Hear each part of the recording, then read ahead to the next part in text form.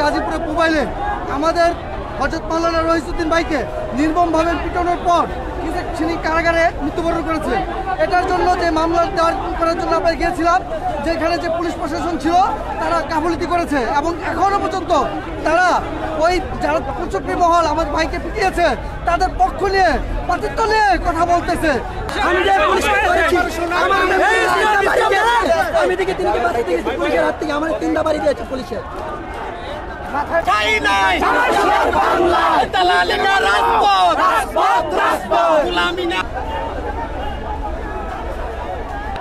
সেই পদযাত্রা আপনারা দেখেছেন, আমাদের নেতাকর্মীরা শান্তিপূর্ণভাবে এই পদযাত্রা অংশগ্রহণ করেছে।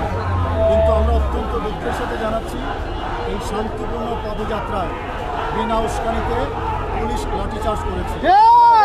আমরা এর তীব্র নিন্দা জানাচ্ছি। তারপরেও আমরা যেহেতু শান্তিপ্রিয়, আমরা শান্তি চাই। স্বরাষ্ট্র উপদেষ্টার পক্ষ থেকে প্রতিনিধি পাঠানো হয়েছে, আমরা সেই প্রতিনিধির সঙ্গে কথা বলবো এবং স্বরাষ্ট্র উপদেষ্টা আমাদের সাথে কথা বলবেন, সে বিষয়ে আমরা সংবাদ পেয়েছি। আমরা শান্তি চাই, শান্তিপূর্ণ সুবিচার চাই। আমরা সুন্নি জনতা, আহলে সুন্নাত ওয়াল জামাত, সারা বাংলাদেশের পীর মাশায়েখ যারা আমাদের ভক্ত মুরিদ, তারা কখনো সহিংসতায় বিশ্বাস করে না। সুতরাং আমরা এই শান্তিপূর্ণ আমাদের প্রোগ্রাম, যদিও পুলিশ বিনা উস্কানিতে লাঠিচার্জ করেছে, আমরা তীব্র নিন্দা জানাচ্ছি। শান্তির প্রয়োজনে, শৃঙ্খলার প্রয়োজনে আমরা স্বরাষ্ট্র উপদেষ্টার প্রেরিত যে প্রতিনিধি তার সাথে কথা বলবো। এরপর আমরা যদি সন্তুষ্ট হই তাহলে আমরা স্বরাষ্ট্র উপদেষ্টা যদি কথা বলতে চান আমাদের সাথে, আমরা কথা বলব।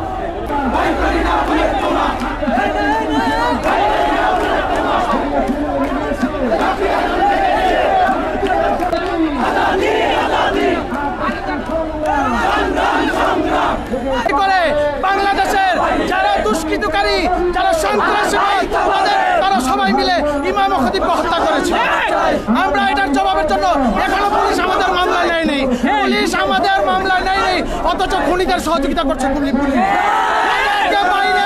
রাস্তায় খোলা বাতাসে তারা ঘুরতেছে, আর আমার ভাই এখন খবর আছে, আমাদের এখন মামলা নেওয়া হয়নি। আমরা এই জাস্টিসের জন্য আজকে ঢাকার রাজপথ, বাংলাদেশের রাজপথ ঢাকা আমরা ঢাকায় আমাদেরকে পুলিশ বাধা দিয়েছে, আমাদের উপরে লাঠি চার্জ করেছে। আমরা পুলিশের বাধা অতিক্রম করে আজকে আমরা স্বরাষ্ট্র মন্ত্রণালয় স্বরাষ্ট্র ভবনে আমরা উপস্থিত হবো ইনশাআল্লাহ।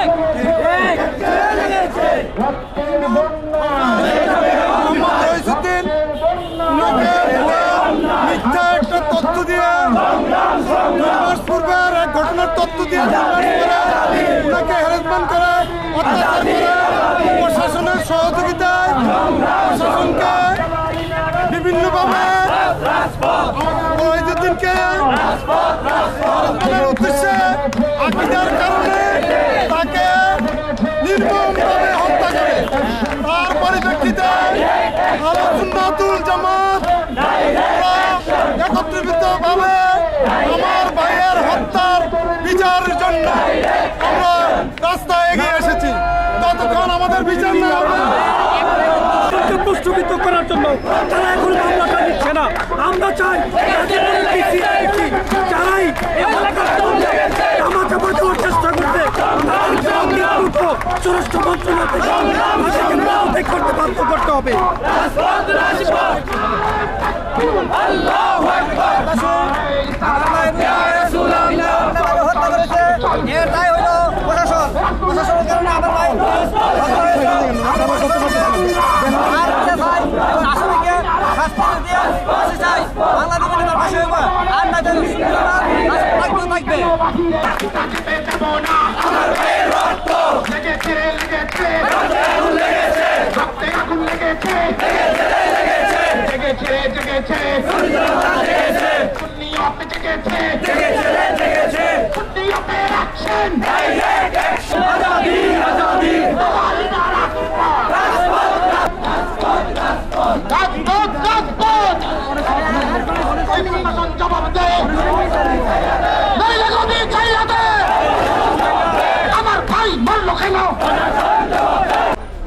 সুতরাং আমরা শান্তির পক্ষে আমাদের এই শান্তিপূর্ণ পদযাত্রা প্রশাসনের দৃষ্টিগোচরে গিয়েছে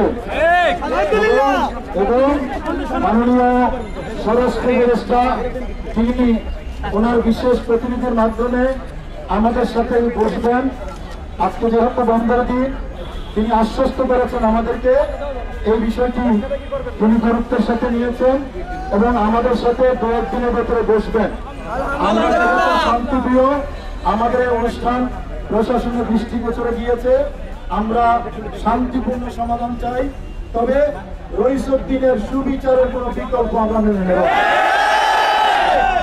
আপনাদেরকে যখন জানানো হবে ভবিষ্যতের প্রোগ্রামে আপনারা আসবেন। আজকের মতো আমরা এখানে শেষ করছি, শান্তিপূর্ণভাবে সবাই ঘরে ফিরে যাবেন। কথা ঠিক আছে? ভবিষ্যতে যে কোনো আন্দোলনে আপনাদের সবাইকে পাবো তো? সবাই হাত তুলে দেখান, পাবো তো? ইনশাআল্লাহ।